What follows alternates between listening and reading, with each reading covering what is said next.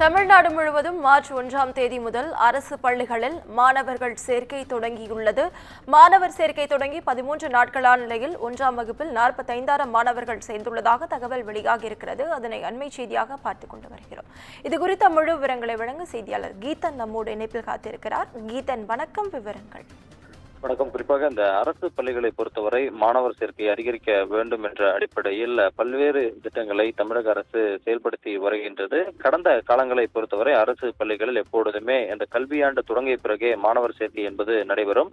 ஆனால் கடந்த 2-3 ஆண்டுகளாக இந்த மாணவர் சேர்க்கை என்பது இந்த கல்வியாண்டு ஜூன் தொடங்குவதற்கு முன்பே தொடங்கி நடைபெற்று வருவது வழக்கம். அந்த வகையில் இந்த ஆண்டு எப்போதும் இல்லாத வகையில் முன்கூட்டிய மார்ச் 1ஆம் தேதி தமிழகம் முழுவதும் உள்ள அரசு பள்ளிகளில் இந்த தொடக்க வகுப்புகளில் குறிப்பாக அங்கன்வாடிகளில் செயல்படும் எல்கேஜி யுகேஜி வகுப்புகள் மற்றும் அரசு தொடக்க பள்ளிகளில் உள்ள 1ஆம் வகுப்பில் மாணவர் சேர்க்கை தொடங்கியது. அதை தமிழக முதலமைச்சர் மு.க. ஸ்டாலின் தொடங்கி வைத்தார்.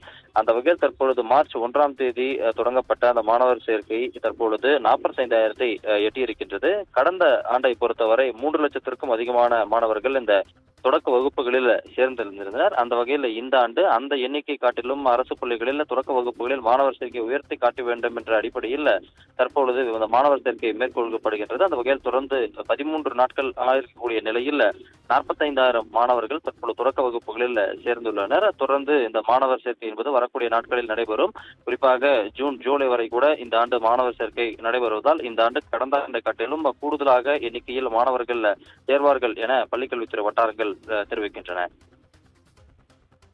விவரங்களுக்கு நன்றி கீதன்.